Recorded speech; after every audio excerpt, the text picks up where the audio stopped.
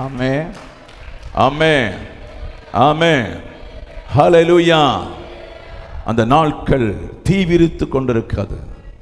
அந்த நாட்கள் தீவிரித்து வர ஆண்டவர் போறா. அதுக்கு நீங்கள் பாடுபட ஆவியானவர் சபைக்கு சொல்லுங்க. ஹல்லேலூயா, ஹல்லேலூயா. அவன் பின்பு உயிரோடு இருக்க நாமும் கர்த்தருக்கு எதுகொண்ட மேகங்கள் மேல் அவரோடு ஆகாயத்தை எடுத்துக்கொள்ளப்பட்டு இவ்விதமாக எப்போதும் கர்த்தரோடு இருப்போம். ஹல்லேலூயா. இதுதான் சொல்ல உங்க இருதயம் கலங்காதிருப்பதாக. நான் போய் ஒரு இடத்தை ஆயத்தப்படுத்துறேன். ஹல்லேலூயா. இப்ப பரிசுத்த ஆவியினால உங்க இடத்தை ஆயத்தப்படுத்துகிறார். பரிசுத்த ஆவியினால அந்த இடத்தை போவதற்கு உங்களை சிறப்படுத்தி கொண்டிருக்கிறார். ஆமென். பேசலாம். நீங்க இந்த சபையை விட்டு போனதை மறக்க கூடாது வார்த்தை. ஆமென். இந்த சபையை விட்டு போன உடனே பப்பன்னு மறக்க கூடாது. ஹல்லேலூயா. சில வேளை சாத்தான் இடப்படுவான். எனக்கும் சில பேர் வார்த்தை கிடைக்காட்ட கோபமாக இருக்கணும், ஃபோனை அடிச்சடிச்சுட்டே இருப்பேன். ஹல்லேலூயா. பேசலாம். பின்பு எனக்கு தெரியும் இனி முடியாது, 1 மணிக்கு இருந்தால் தான் இன்னைக்கு உள்ள வார்த்தை பேச முடியும். ஹல்லேலூயா. அப்போ தான் வார்த்தை சரியாகும். ஆனபடி ஜெபத்தில் நீங்கள் வார்த்தையை கண்டுபிடிங்க. கிறிஸ்துவுக்குள்ளே எந்த நேரமானாலும் மரிப்பதற்கும் கிறிஸ்துவுக்குள்ளே உயிர்த்தெழும்பதற்கு நீங்களும் நானும் ஆசை உள்ளவர்களாய் காண வேண்டும் என்று பரிசுத்த ஆவியான தேவ சபைக்கு சொல்லுங்க. ஹல்லேலூயா. அப்ப கர்த்தருக்கு எதிர்கொண்டு போக மேகங்கள். அப்ப என்ன நீங்க கொண்டு போக போறீங்க மேகங்கள்ல? வாய்ஸ் ஆஃப் ஜீசஸில் ஆராதிச்சம் பாஸ்டர், இல்லைன்னா ஆர்சி சபையில் ஆராதிச்சம் பாஸ்டர், இல்லைன்னா சிஎஸ் சபையில் ஆராதிச்சம் பாஸ்டர், சால்வேஷன் சபையில் ஆராதிச்சம் பாஸ்டர், சவந்தடே சபையில் போய் ஆராதிச்சம் பாஸ்டர். ஆராதிச்சம் பாஸ்டர்னு சொன்னாங்க போக முடியுமோ? ஆமே, ஆமே. அப்படின்னா எங்க சொல்லி இருக்கா? ஹல்லேலூயா. இல்லை பாஸ்டர் நல்ல வேலை செய்து 2-3 பிள்ளைகள் எல்லாம் பெற்றேன், போக முடியுமா? ஆமே. இல்லை நான் சம்பூர்ணமாய் ஐஸ்வர்யான போல இருந்தேன் பாஸ்டர், அங்கே சொல்ல போக முடியாதுங்க. ஆமே. தேவன் எதை வைத்திருக்கிறாரோ அதை நம்ம செய்தாதான் அந்த யாத்திரையிலே போக முடியும். ஆமே. அப்போ உயிரோடு இருக்கிற நீங்கள் ஹல்லேலூயா. அப்போ கர்த்தர் மத்தியாகாசத்திலே நம்ம எடுத்துக்கொள்ளப்படும் போது, ஒரு நாள் இரவு கூட்டத்தில் பேசியிருக்கேன், தீவெட்டியை குறிச்செல்லாம் பேசியிருக்கிறேன். நீங்கள் எதை கொண்டு போக போறீங்க அதை நீங்கள் எப்போதை புரிஞ்சிடுங்க. மினுக்கு வஸ்திரம் உடுத்த போக முடியுமா? நல்ல அணிகளாம் போட்ட போக முடியுமா? ராஜாவை போல சிங்காசனம் வளர்ந்த போக முடியுமா? ஹல்லேலூயா. நல்ல வீடு கட்டி இருக்கிற போக முடியுமா? நல்ல கார் வாங்கி இருக்க போக முடியுமா? இதெல்லாம் தேவைதான், போக முடியுமா? ஆமே. அது இந்த பூமியிலே கிடக்குது. அப்போ நீங்கள் எப்போது இந்த வெளிச்சத்தை அறிந்தீங்களோ, இயேசுவோடு வாழ்ந்து இயேசுடைய ராஜ்யத்துக்கு போக வேண்டும் என்று சத்திய வசனத்தை நீங்கள் எப்போது புரிந்து கொண்டீங்களோ, அன்றைக்கு ஒரு மாமனுக்கு வீட்டுக்கு போவதற்கு சாதனம் வாங்கிறது போல, ஒரு மாமியின் வீட்டுக்கு போது சாதனம் வாங்கி சேர்க்கிறது போல, உங்க மகளை பார்ப்பதற்கு போவதற்கு சாதனம் வாங்கி சேர்க்கிறது போல, உங்க பேர பிள்ளைகளுக்கு பண்டங்கள் வாங்கி சேர்க்கிறது போல ஏதோ சேர்த்து கொண்டு போறீங்களே, அதை போல சில நற்கிரியைகளை நீங்கள் இந்த பூமியில் செய்கிறது மாத்திரம்தான் நீ அந்த ஆத்மாவில் எடுத்துக்கொண்டு போக முடியுமே தவிர வேறொன்றும் எடுத்துக்கொண்டு போவதற்கு உனக்கு இல்லை என்பதை சபைக்கு ஆவியானவர் எச்சரிக்கிறான். ஆமே. சொல்லுவாங்க எனக்கு 100 ஏக்கர் சொத்து எங்க ஸ்தாபனத்துக்கு தந்தாங்க, அது கொண்டு போக முடியாத முட்டாளான கிறிஸ்தவர்கள். அந்த 100 ஏக்கர் இடத்தை விட்டு எத்தனை சபை கட்டலாம்? ஆமே, ஆமே. ஒரு சபை கட்டி பக்கத்தில் 10-50 ஏக்கர் சொத்தை நான் வளர்ச்சி இயேசுவை உமக்கு தாரேன்னு சொன்னா முட்டாள்தனம். இந்த சொத்து ஒன்றும் கொண்டு போக முடியாது. ஆமே. கடந்த நாளில் ஒரு ஆள் 400 கோடிக்கு சபை கட்டினாராம் 4 மாடியில். ஹல்லேலூயா. தாழ 2 கடை 3 கடைகள் மேலே சபை. ஹல்லேலூயா. இது ஒன்றும் கொண்டு போக முடியாதுங்க. பரிசுத்த ஆவியானவர் சொல்வது, உங்களை ஆண்டோர் பார்க்கிறது என் அச்சடையாளம் உங்களுக்குள்ள இருக்கிறதா? அதான் பவுல் சொல்ல, நான் அவருடைய அச்சடையாளம் இருக்கிறேன். ஆனபடி நீங்கள் மரணத்துக்கு பின்பாக கொண்டு போற ஒன்றே ஒன்று, மரணத்துக்கு முன்னே எந்த நற்கிரிகளை செய்கிறீங்களோ அதைத்தான் எடுத்து கொண்டு போறீங்க. அவர்களுக்கு தான் அந்த வாசல் திறக்கும் என்று பரிசுத்த ஆவியானவர் தேவ சபையை பார்த்து சொல்லுங்க. புரிந்தவங்கள் கரங்களை தட்டி கர்த்தாவே இந்த வார்த்தையின்படி ஆகட்டும் என்று சொல்லி கேளுங்க, கேளுங்க. அந்த ஆகாசத்திலே உனக்காய் பரலோக ராஜ்யம் திறப்பதற்கு நான் தீவெட்டி மாத்திரம் அல்ல ஆண்டவரே, எண்ணெயும் கொண்டு வர வேண்டும் என்று அந்த வார்த்தையை கேட்டிருங்க. அந்த எண்ணெய் நான் செய்கிற நற்கிரியை பெருக வேண்டும், பெருக வேண்டும், என்னை தள்ளக்கூடாது. நீ அந்த காரியம் செய்யலையே, இந்த காரியம் செய்யலையே, அந்த வீட்டை சந்திக்கலையே, அந்த வீட்டுக்கு ஆகாரம் கொடுக்கலையே, அந்த வீட்டுக்கு எண்ணெய் கொடுக்கவில்லையே, அந்த வீட்டுக்கு தண்ணி கொடுக்கவில்லையே, அந்த வீட்டை நீ ஆதாயப்படுத்தவில்லையே, உனக்கு நான் விளக்கை தந்திருந்தேனே, எரிய விடவில்லையே என்று சொல்லி அநேக கேள்விகள் பரலோக ராஜ்யம் கேட்காதபடி இப்போது சபைக்கு பரிசுத்த ஆவியானவர் சொல்லுகிறார், நீ எரிந்து பிரகாசிக்கிற யோவானை போல விளக்காயிரு என்று கர்த்தர் சொல்லுகிறார். ஹல்லேலூயா, ஹல்லேலூயா, ஹல்லேலூயா. ஆமே. இது தான் கொண்டு போக முடியுங்க. ஆமே. எங்கெல்லாம் 100-200 ஏக்கர் சொத்து உண்டுன்னு கேள்விப்பட்டலாம் சிலவங்களுக்கெல்லாம். இதெல்லாம் வேஸ்ட்டுங்க. ஹல்லேலூயா. 100 ஏக்கர் சொத்தெல்லாம் சில ஸ்தாபனத்துக்கு எழுதி கொடுக்குறாங்க, அதெல்லாம் வேஸ்ட்டுங்க. ஆமே. பிரைஸ் எல்லாம். ஹல்லேலூயா. எல்லாம் இங்கே வேஸ்ட்டுங்க. புதிய புதிய பாம்புகள் கண்டுபிடித்து நாட்டை அழிக்கலான்னு பார்க்குறாங்க, அதெல்லாம் வேஸ்ட்டுங்க, எல்லாம் வேஸ்ட். உனக்கு தப்பித்து கொள்ள கர்த்தர் சொல்லுகா, உனக்குள்ளே பலத்த கிரியை. நீ அந்த ராஜ்யத்துக்கு வரும்போது உன் ஆவிக்குள் இருப்பது அந்த கிரியை. அந்த கிரியை மூலம் தான் மர்வமாக முடியும். அந்த கிரியை தான் இயேசுவிடத்தில் இருந்தது. அந்த கிரியை தான் கர்த்தர் சபைக்கு சொல்லிக் கொடுக்கிறார். இந்த கிரியைகளை நீங்கள் பெற்றுக்கொண்டு செய்தால் உங்களுடைய சரீரம் மர்வமாகும் என்று கர்த்தர் சொல்லவே அப்படி ஆகட்டும் என்று சொல்லி ஜெபித்துக் கொள்ளுங்க. நீங்கள் யாரும் கைவிடப்படக்கூடாது, யாரும் தள்ளப்படக்கூடாது என்று ஆவியான சபையோடு பேசி கொண்டிருக்கிறதுக்காய் ஸ்தோத்திரம், ஸ்தோத்திரம். ஹல்லேலூயா. 1 கொரிந்தியர் புஸ்தகம் எடுத்துக்கொள்ள, அதில் 15ஆம் அதிகாரம் 51 படிச்சு பாருங்க. இதோ ஒரு ரகசியத்தை உங்களுக்கு அறிவிக்கிறேன். நாம் எல்லாரும் நித்திரை அடைவதில்லை, ஆகிலும் கடைசி எக்காலம் துணிக்கும் போது ஒரு நிமிஷத்தில், ஒரு இமைப்பொழுதில் நாம் எல்லாரும் மறுரூபமாக்கப்படுவோம். அல்லேலூயா. அப்ப பவுல் கர்த்தரிடத்திலிருந்து பெற்றுக்கொண்ட ரகசியம் சபைக்கு. ஆமென். அல்லேலூயா. அது கண்ட இடத்துல ஒன்றும் கட்டாது, சும்மா கன்வென்ஷன் அங்கே ஒன்றும் கட்டாது. அது சபைக்கு மாத்திரம் கொடுக்கிற ரகசியம். ரட்சிக்கப்படுகிற பிள்ளைகள், கர்த்தருக்காய் வாழுகிற பிள்ளைகள் கொடுக்கிற ரகசியம். அல்லேலூயா. அந்த ரகசியம்தான் நீங்களும் நான் என்ன செய்யணும், பெற்றுக்கொள்ளணும். அன்னை இந்த பாஸ்டர் சொன்னார், 12 வயசுக்கு உள்ள பிள்ளைகள் பாக்கியவான்கள். ஏன்னு சொன்னால், கானானுக்குள்ள பிரவேசிக்கும் போது காலேப்பும் ஜோசுவாவும் சின்ன பிள்ளைகளும் போயிட்டாங்க உள்ள. பாவம் அறியாத பிள்ளைகள் உள்ள போனாங்க. அல்லேலூயா. அதை போல அந்த சின்ன நண்டு பிள்ளைகள் எல்லாம் பாக்கியவான்கள். ஆமென். ஹல்லேலூயா. அப்ப முதிர்ச்சியான நம்ம தான் மாட்டிக்கிட்டோம். ஆமென். முதிர்ச்சியான சத்தியத்தை அறிந்த நம்ம தான் மாட்டிக்கிட்டோம். அப்ப நம்ம தான் என்ன செய்யணும், கவனமா இருக்க வேண்டும். என்னை அல்லேலூயா. இன்னும் ஆண்டவர் ஒரு இடத்துல சொல்லுகிறார், அப்படியான யார் ரட்சிக்கப்படக்கூடும் கேட்டபோது சொன்னா, உங்களால் கூடாது, என்னால மாத்திரம்தான் கூடும். அல்லேலூயா. ஆமென், ஆமென். கொஞ்சம் சோத்திரங்கள் சொல்லி கொண்டிருங்க. அபிஷேகத்தில் நிரம்ப பாருங்க. தூக்கத்தை வரும், அது வரும்போது கொஞ்சம் கவனமாக நீங்கள் அதை ரிலீஸ் பண்ணி விட பார்க்கணும். அல்லேலூயா. பிரைஸ் எல்லாம். ஆமென். ஹல்லேலூயா. பிரைஸ் எல்லாம். கர்த்தர் உங்களோட பேசிக்கொண்டிருக்கிற வசனத்தை நீங்கள் ஆழமாய் சிந்தித்து கொஞ்ச நேரத்தில் முடிக்க போறேன். அல்லேலூயா. ஆமென். இதோ ஒரு ரகசியத்தை உங்களுக்கு அறிவிக்கிறேன். நாம் எல்லாம் நித்திரை அடையவில்லை. ஆமென். அப்ப நித்திரை நம்ம அப்பா அடைஞ்சிருக்காங்க, நம்ம அம்மா எல்லாம் அடைஞ்சிருக்காங்க. அவங்க நித்திரை அடைந்து மண்ணுக்குள்ள போயிருக்காங்க. அல்லேலூயா. அவங்க நித்திரை என்று சொல்லி அவங்கள அடக்கம் பண்ணப்பட்டிருக்கோம். அல்லேலூயா. அப்ப நீங்களும் ஒரு நித்திரை அடைந்து தான் ஆக வேண்டும். இந்த நித்திரை என்பது எதை குறிக்குன்னு சொன்னா, இந்த சரீர அடக்கு ஆராதனை. அல்லேலூயா.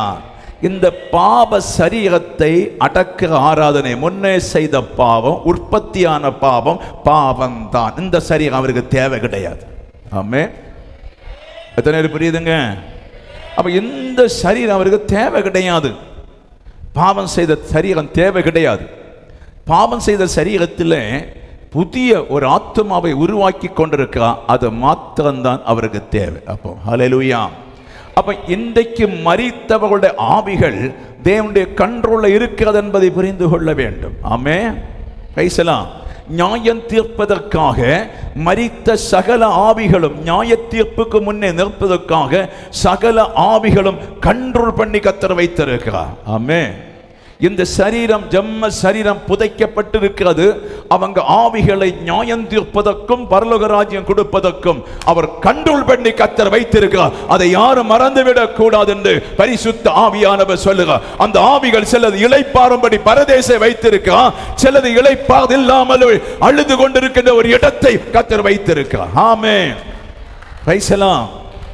ஹல்லேலூயா. அப்ப பரிசுத்தவான்களுடைய ஆவிகள் ஒரு இளைப்பாத இடத்துல காவல் செய்து கர்த்தர் வைத்திருக்கிறார். அங்கே சந்தோஷம் உண்டு, மகிழ்ச்சி உண்டு, எல்லா களிப்பும் உண்டு. இனி பாவம் செய்து அடக்கம் பண்ணப்பட்ட சரீரத்தின் ஆவிகள் பல்லும் சொண்டும் கடிக்கிற கோபமான எச்சரிப்புள்ள ஒரு இடத்திலே அடக்கி வைத்திருக்கிறார் நியாய தீர்ப்புக்காக. ஆனபடி அந்த இடத்திலே சபை போகாதபடி கர்த்தர் வருநாள்ல பரதேசம் இடத்திலே இளைப்பாறுதலுக்காக நான் மரித்தால் அந்த இடத்திலே என் ஆவி இளைப்பாற வேண்டும் என்று சொல்லி நீ ஜாக்கிரதை உள்ளவளா இருக்க வேண்டும் என்று பரிசுத்த ஆவியான தேவ சபையை பார்த்து சொல்லுகிறார். ஹல்லேலூயா. ஆமென். ஆமென்.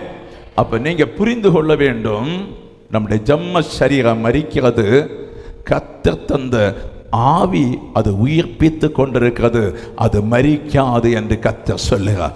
அந்த ஆவியை நீங்கள் கண்டு கொண்டதுனாலே அதில் எவ்வளவு தூரம் உன் விளக்கு எரியணுமோ அவ்வளவு தூரம் நற்கிரியை செய்து கர்த்தர் உன்னை எடுத்துக்கொள்வதற்காய் முதல் உயிர்த்தெழுதலில் பங்குள்ளவராகும்படி பரிசுத்த ஆவியான தேவ சபையை பார்த்து பேசி கொண்டிருக்கிறார். ஹல்லேலூயா.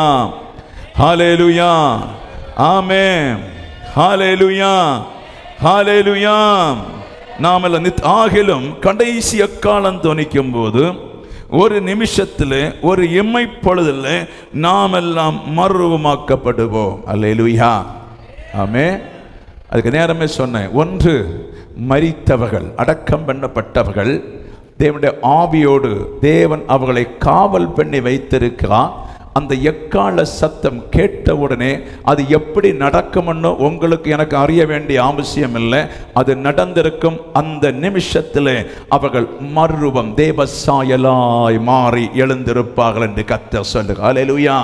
அடுத்து நீங்கள் இங்கே உயிரோடு இருந்தால், நீங்களும் இயேசுவின் கிரியைகளை செய்து முடித்திருந்தால், இயேசுடைய காரியத்தில் தலை போட்டு கஷ்டப்பட்டு வாழ்ந்து எப்படியாவது அந்த ராஜ்யத்தை அடைய வேண்டும் என்று நீங்களும் இங்கே இருந்தால், இந்த வஸ்திரம் இங்கே விழும். ஒரு மறுரூபத்தின் வஸ்திரமாய் நீங்க எழுந்து மத்தியாசத்திலே ஆண்டவரோடு கல்யாண வீட்டுக்கு போவதற்கு ஆயத்தமாக்கப்படும் என்று கர்த்தர் சொல்லுகிறார். அங்கே உனக்காக பரிசுத்தவான்களுக்காக அது திறந்திருக்கும் என்று கர்த்தர் சொல்லுகிறார். அந்த மணவரை அது திறந்திருக்கும் என்று கர்த்தர் சொல்லுகிறார். பாதாளத்தின் வாசல்கள் அதை மேற்கொள்வதில்லை என்று கர்த்தர் சொல்லுகிறார். ஆனபடி அந்த திறவுகோலை பேதுருக்கு கொடுத்ததை போல, தாவீதுக்கு கொடுத்தது போல, அந்த பரலோகத்தில் சேருவதற்குள்ள திறவுகோல் அறிவு. நான் என்ன செய்ய வேண்டும், எது செய்ய வேண்டும், எப்படி வாழ வேண்டும், எப்படி செய்தால் அந்த திறவுகோலை தருவாரோ அந்த திறவுகோலின் ஞானத்தை எடுத்துவிட்டு இன்றைக்கு ஆயத்தப்பட கர்த்தர் சொல்லுகிறார். இன்றைக்கு ஆயத்தப்பட கர்த்தர் சொல்லுகிறார். மங்கி போவதற்கல்ல, ஆராதனை மங்குவதற்கல்ல,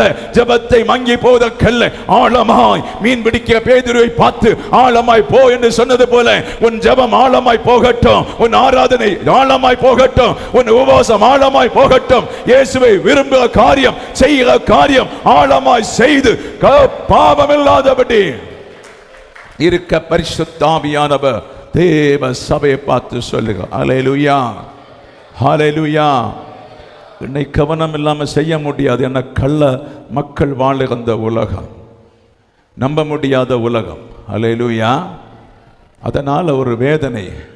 அப்போ சில 4:5 எல்லாம் பார்த்தீங்கன்னு சொன்னால், வித்து ஒரு ஆள் விற்றாங்க, எல்லாரும் சாப்பிட்டாங்க. அடுத்த ஆள் விற்றாங்க, மற்றவங்க எல்லாம் சாப்பிட்டாங்க. இருக்கிறதை கொண்டு அவங்க எல்லாம் சாப்பிட்டு திருப்தி ஆகி வல்லமையாய் சபை எழும்பினது. ஹல்லேலூயா. அதனால் செத்தவர்களை உயிர்ப்பித்தார்கள். ஹல்லேலூயா. சப்பானிகள் நடந்தாங்கள், குருடர்கள் பார்த்தார்கள். காரியம் அவங்களுக்குள்ள எந்த வேற்றுமையோ கள்ளமோ இல்லை. ஆமென். இந்த எவனோ எல்லாம் பெண்ணி முற்றிலுமாய் கிறிஸ்தவன் கள்ளத்துக்குள்ள விழுந்துட்டு. ஹல்லேலூயா. ஆனாலும் கர்த்தர் அதை மாற்றி தருகிறது கர்த்தராகும். அல்லேலூயா. 2000 வருஷம் ஆனாலும் கிறிஸ்தவன், அதுக்கு வேற மாடலிங் ஒன்றும் கிடையாது. ஆமென். Praise the lord. அந்த கிறிஸ்தவத்துக்குள்ளே நீங்கள் கெட்டப்பட வேண்டும் என்று பரிசுத்த ஆவியானவர் சொல்லுகிறார். ஆமென். ஒரு ஒன்று ரெண்டு வசனத்தை நீங்கள் படித்து நம்ம விடுவோம், சமயம் இல்லை. நம்ம ஜெபிக்க போகிறோம். எடுத்துக்கொள்ளுங்க, வெளிப்பாடு புஸ்தகத்துக்கு வாங்க. எல்லாம் எடுத்து வெளிப்பாடு புஸ்தகம் 20ஆம் அதிகாரத்துக்கு வாங்க. அதில் 6வது வசனத்தை படிக்கலாம். முதலாம் உயிர்த்தெழுதலில் பங்குள்ளவன் பாக்கியவானும் பரிசுத்தவானுமாக இருக்கிறான். இவர்கள் மேல் 2ஆம் மரணத்துக்கு அதிகாரம் இல்லை. இவர்கள் தேவனுக்கும் கிறிஸ்துவுக்கு முன்பாக ஆசாரியர்களாக இருந்து அவரோடு கூட 1000 வருஷம் அரசாளுவார்கள். அல்லேலூயா. இப்ப அந்த உயிர்த்தெழுக முதல் மரித்தவர்கள் உயிர்த்தெழுறாங்க, 2வது உயிரோடு இருக்க நாமும் உயிர்த்தெழுகிறோம். அல்லேலூயா. நான் விளக்கி தர புரியுதா புரியலையா? உங்க பார்வையெல்லாம் பார்த்தா சின்ன நான் குருடனை போல இருக்கேன் போல தோன்றுது. அல்லேலூயா. Praise the lord. நான் விளக்குறது புரியுது, ஆவியில தான் கொண்டு போறேன். ஆமென். சும்மா கதாபிரசங்கம் அடிக்க எங்க வரல. அல்லேலூயா. Praise the lord. அப்ப முதல்ல நீங்கள் உயிர்த்தெழுக நீங்கள் எதுக்கு மத்தியாவசியம் எதுக்கு போறீங்க? இந்த பூமி நாசமாக போகிறது, பூமி இருள போகிறது. 10 விதமான வாதைகள் எகிப்தில் சம்பவித்தது போல ஒவ்வொரு முத்திரைக்கு இந்த பூமி நாசமாகும். ஆமென். ஆமென் சொல்லுங்களேன். இந்த முத்திரை காலம் உண்டு. சிலப்போ 3 ஆண்டுகளாக இருக்கலாம், 2 ஆண்டுகளாக இருக்கலாம், 1.5 ஆண்டு காலம். கொஞ்சம் காலத்தை கொடுப்பாரு, மனம் திரும்புவார்களா என்று சொல்லி காலம் உண்டு. அப்போ ஒவ்வொரு முத்திரையும் உடைக்கப்படும் போது சாத்தானுடைய ராஜ்யம் முடிஞ்சிருச்சு. பழங்கள் ஒன்றும் பார்க்க முடியாது, மீனை ஒன்றும் பார்க்க முடியாது, இறைச்சி ஒன்றும் பார்க்க முடியாது. இருண்ட ராஜ்யமாய் மாறும். ஆமென். ஆமென். ஹல்லேலூயா. சமுத்திரத்தை பார்க்க முடியாது, ஒன்றும் பார்க்க முடியாது. தேன் மாறும், நல்ல அழகான ஆகாரங்கள் மாறும். பூமி மிகவும் கந்தகமாய் மாறிவிடும். எரிவினால மனுஷன் குகையை தேடுவான், குகையில ஒளிக்க தேடுவான், மரங்களை பார்த்து விழுந்து என்ன கொல்லுன்னு சொல்லுவான். அப்படி ஒரு காலகட்டம். 6வது முத்திரை 7வது முத்திரை உடைக்கும் போது 1/2 மணி நேரம் சமாதானமா அங்க ஒரு பயங்கர வேதனை இயேசு கிறிஸ்து வெளிப்படுகிற நேரம் என்று கர்த்தர் சொல்லுகிறார். அல்லேலூயா. அந்த 7வது முத்திரை உடைத்து ஆயிட்டுன்னு சொன்ன உடனே இயேசு இந்த பூமியில வெளிப்பட்டு மத்தியாசம் இறங்கி வரும்போது, நீ ராஜகுலமாய் 1000 வருஷம் அகசாட்சி செய்வதற்காய், 1000 வருஷம் அகசாட்சி செய்வதற்காய் நீ இறங்கி வர போறாய். நோய் இருக்கலாம், துன்பம் இருக்கலாம், கஷ்டம் இருக்கலாம், வேதனை இருக்கலாம், போராட்டம் இருக்கலாம், நிந்தை இருக்கலாம், அவமானம் இருக்கலாம். கிறிஸ்துவுக்குள்ளே மரிப்பாயானால் அந்த உலகத்தில் ஆக்கனை தீர்ப்பு நடக்கும் போது மத்திய ஆகாசத்தில் எடுத்துக் கொள்ளப்பட்டு நீ சுகமாய் அங்க இருக்கிறது மாத்திரமல்ல, இந்த உலகத்தை நியாயம் தீர்க்க வரும்போது அந்த இயேசுவோடு நீ மனவாட்டிய இந்த பூமியில இறங்கி வந்து 1000 வருஷம் அரசாட்சி ஆள்வதற்கு ராஜாக்களாக, லேவியனாக, ஆசாரியனாக கர்த்தர் உனக்கு ஒரு கோலை தர வருகிறார். ஹல்லேலூயா. ஹல்லேலூயா. ஹல்லேலூயா. 1000 வருஷ அரசாட்சி சாத்தானுடைய ராஜ்யத்தை அடக்கி அவர் ஆளுகை செய்யும் போது நீயும் அந்த 1000 வருஷ அரசாட்சியிலே ஆளுகை செய்வதற்காய் ஒரு பாத்திரமாய் வேண்டும் என்று கர்த்தர் சொல்லுங்க. கரத்தை தட்டி, ஆண்டவரே என்னை அந்த பாத்திரமாய் மாற்றும், என்னை அந்த பாத்திரமாய் மாற்றும், என்னை அதற்குள்ளே கொண்டு வரும் ஆண்டவரே. அந்த திறவுகோல் ஞானத்தை அறிந்து நானும் அந்த பாத்திரமாய் மாறும்படி பரிசுத்த ஆவியானவரே என் மேல் இறங்கி வாரும் என்று சொல்லி கேளுங்க. கர்த்தரை தருவா. விடுதலைக்காக ஓடாத, விடுதலைக்காக ஓடாத, சாபம் என்று ஓடாத, அங்கே இங்கே ஓடாத, அமர்ந்து காத்து என் பக்கத்தில் இரு. விடுதலை அல்ல தேவை, விடுதலை அல்ல தேவை, பரலோக ராஜ்யம் எனக்கு தேவை. பெரிய இருள் வருகிறது, பெரிய வேதனை வருகிறது, பெரிய வேதனைக்கு ஆரம்பம் வருகிறது. விலைவாசிகளினாலே, நெருக்கங்களினாலே, பாடுகளினாலே பூமியில நிம்மதி இல்லாம தத்தளிக்க ஒரு பெரிய ஒரு காலம் உன் பக்கமாய் நிற்கிறது. ஹல்லேலூயா. ஹல்லேலூயா. ஹல்லேலூயா. ஹல்லேலூயா. ஹல்லேலூயா. என்ன சந்தோஷம். மகிமையான வஸ்திரத்தோடு, மகிமையான வஸ்திரத்தோடு மகிமையின் ஜோதியோடு ஒரு நொடிப்பொழுதில் வானத்துக்கு ஏறுவதற்கும் இறங்குவதற்கும் அதிகாரம். அல்லேலூயா. உன் சரீரத்தை ஆவியில மாற்றுவதற்கு அதிகாரம். அல்லேலூயா. உன் சரீரத்தை மாம்சத்தில் மாற்றுவதற்கு அதிகாரம். உன் அழகான அதிகாரத்தை இயேசுவின் ராஜ்யமாய் மாற்ற ஆண்டவர் வரப்பார. உனக்கு சந்தோஷம் இல்லையா? மகிழ்ச்சி இல்லையா? இந்த துக்கம் உன்னை என்ன செய்ய போகிறது? இந்த பாடுகள் உன்னை என்ன செய்ய போகிறது? இந்த வேதனை உன்னை என்ன செய்ய போகிறது? இந்த நெருக்கம் உன்னை என்ன செய்ய போகிறது? இயேசு வரும்போது நீ ராஜாவாய் மாற்ற அல்லவோ தேவன் சபையை வைத்திருக்கிறார். ஹல்லேலூயா. ஏன்னு தெரியுமா? அவங்க இன்றைக்கு அனுபவிச்சுட்டு இருக்காங்க. அவங்க இன்றைக்கு சுகமா அனுபவித்து தீர்க்கட்டும். அவங்க சுகமா வாழட்டும். சுகமா உன் பணத்தை சாப்பிடட்டும். அதிகாரிகள் எல்லாம் உன் பணத்தை வஞ்சிக்கட்டும். நீ ஒன்றும் இல்லாமல் குப்பையா போ. பிரச்சனை பயப்படாத. எல்லாம் சாப்பிட்டு முன்று நீ அவர்களை ஆளும்படி தேவன் ஒரு அரசாள்ற கோலை உனக்கு கத்த தரப்பார். ஹல்லேலூயா. Price the Lord. இப்போது அவர்களுக்கு இருக்கிறது உனக்கு இல்லை. இனி வரும்போது அவர்களுக்கு இருக்காது, உனக்கு எல்லாம் உண்டாகும். நீ 10 பட்டணத்துக்கோ 5 பட்டணத்துக்கோ 100 பட்டணத்துக்கோ அதிகாரி ஆகும்படி இப்போது கர்த்தர் தந்த சமயத்தை வீணடிக்காதபடி, அழாத, புலம்பாத, பிரச்சனை பார்த்து கண்ணீர் விடாதபடி கர்த்தருக்காக எதை செய்யலாமோ அதை செய்ய தேவ ஆவியானவர் உன்னை ஆயத்தம் பண்ணும்படி வசனத்தின் கொண்டு உன்னை திடப்படுத்தி கொண்டிருக்கிறார். ஹல்லேலூயா. ஹல்லேலூயா. எத்தனை புரியுதுங்க? எடுத்துக்கொள்ளப்பட போறோம். ஒரு 3.5 ஆண்டு காலம் இந்த உலகம் ஆக்கனை தீர்ப்பில் கொடூரமாய் போகும். ஆன்டிகிரஸ்டோட ஆட்சி, இராணுவம், போலீஸ் எல்லாம் கொடூரமான யுத்தங்களும் சண்டைகளும் நடக்கும். இந்த ராஜ்யத்தை அவன் அடக்குவதற்காய் எருசலேம் தொட்டு போராடுவான். ஆமென். புதிய தெய்வத்தை உண்டு பண்ணி வைத்துவிட்டு அவருடைய சகல அதிகாரத்தையும் பயன்படுத்துவான். அதுக்கு சகல ராஜ்யங்களும், சைனா போன்ற, ரஷ்யா போன்ற அநேக பெரிய ராஜ்யங்கள் உள்ள வரும். அல்லேலூயா. நம்ம இந்தியாவும் உள்ளப்போ நெருக்கிறது எருசலேம், இஸ்ரவேலை நெருக்க போகுது. அல்லேலூயா. அங்கே தேவன் யுத்தம் செய்ய இறங்கி வரும்போது நீயும் அங்கே நானும் இறங்கி வருகிற ஒரு பங்காளியமாக கர்த்தர் சபையை வைத்திருக்கிறார். இந்த ரகசியம் பெருசு. அதை பெற்றுக்கொள்ள ஆவியானவர் சபையோடு பேசி கொண்டு இருக்கிறேன் என்று பரிசுத்த ஆவியான தேவ சபையை பார்த்து சொல்லுங்க. அல்லேலூயா. வெளிப்பாடு 14 13 வசனத்தை படித்து நான் ஜெபிக்க போறேன். படிங்க. பின்பும் பரலோகத்தில் ஒரு சத்தம் உண்டாக கேட்டேன். அது கர்த்தருக்குள் மரிக்கிறவர்கள் பாக்கியவான் என்று எழுது. அவர்கள் தங்கள் பிரயாசங்களை விட்டெழுந்து இளைப்பாறுவார்கள். அவருடைய கிரியைகள் அவர்கள் கூட போகும். ஆவியானவரும் ஆம் என்று திருவளவும் பெண்ணுகிறார் என்று சொல்லிட்டு. அல்லேலூயா. பரலோகத்திலிருந்து ஒரு சத்தம். அது அடிக்கடி இயேசு கிறிஸ்து ஞானஸ்நானம் பண்ணும் உண்டாச்சு, மறுரூபப்படும் போது உண்டாச்சு. அதை போல யோவான் பார்க்கும்போது பரலோகத்திலிருந்து ஒரு சத்தத்தை கேட்டேன். அது கர்த்தருக்குள் மரிக்கிறவர்கள் பாக்கியவான். அல்லேலூயா. ஆமென். ஒரு லாசரு என்று சொன்ன மனுஷன் கர்த்தருக்குள்ளே மரித்தான், அவன் பாக்கியவான். அல்லேலூயா. இந்த அப்போஸ்தலர் எல்லாருமே கர்த்தருக்குள்ளே மரித்த பாக்கியவான்களாக்கும். நீங்களும் ஆண்டவர், நான் கோடி பணம் சம்பாதிக்க விட்டாலும், என்ன கஷ்டம் வந்தாலும், நான் கர்த்தருக்குள்ளே மரிக்க ஒரு பாக்கியவான் இருக்க வேண்டும் என்று நீங்கள் கேட்டுக்கொள்ள வேண்டும். அல்லேலூயா.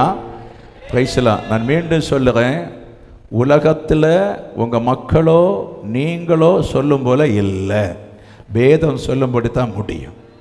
ஆமென். ஆமென். ஹல்லேலூயா. வேதம் சொல்லுறதை விட்டு ஒன்றுமே நடக்காது என்பதை கர்த்தருடைய ஆவியானவர் சொல்லுவார். ஆனாலும் பார்த்தீங்கன்னா இந்த ஆண்டுடைய கர்த்தருடைய வசனத்தை சகரியா புஸ்தகம் 14 பார்க்கும்போது 3 பெரிய பங்கு ஜனம் அழியும். அதில் ஒரு பங்கு ஜனத்தை நான் புடமிட்டு எனக்கு சொந்தமாக்கி கொள்ளுவேன். நீங்கள் புடமிட்டால் பாக்கியவதி என்று சொல்லி அந்த புடமிடுதலுக்கு ஒப்பு கொடுக்க பரிசுத்த ஆவியானவர் சொல்லுகிறார். கரங்களை தட்டி அது நன்றி செலுத்தும். ஹல்லேலூயா. ஒரு பங்கு ஜனம் அவருக்கு. ஹல்லேலூயா.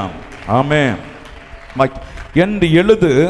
அவர்கள் பிரயாசங்களை விட்டு எழுந்து இளைப்பார் அவருடைய கிரிகள் அவரோட கூட போகும் ஆவியான ஆம் என்று திருவள்ளுவம் பண்ணுங்க. அல்லேலூயா. அப்போ உங்களோட என்ன கிரியை கூட வரப்போகுது? ஆமே, சிந்திச்சிருங்க. உங்கள்கிட்ட எந்த கிரியை உங்களோட வரப்போகுது? எந்த கிரியை செய்கிறீங்க? அன்பான தகப்பன்மார்களே, சகோதரர்களே, என்ன கிரியை செய்கிறீங்கன்னு எனக்கு தெரியல. இனி நீங்கள் கவனிச்சிடுங்க. உங்கள் கிரியை பயங்கரமாக இருக்க வேண்டும். உங்கள் கிரியையிலே களவு இருக்கக்கூடாது. உங்கள் கிரியையிலே குறைவு இருக்கக்கூடாது. ஜெபம், பரிசுத்தம், தொழுகை எல்லாம் ஒரு கிரியை தான்.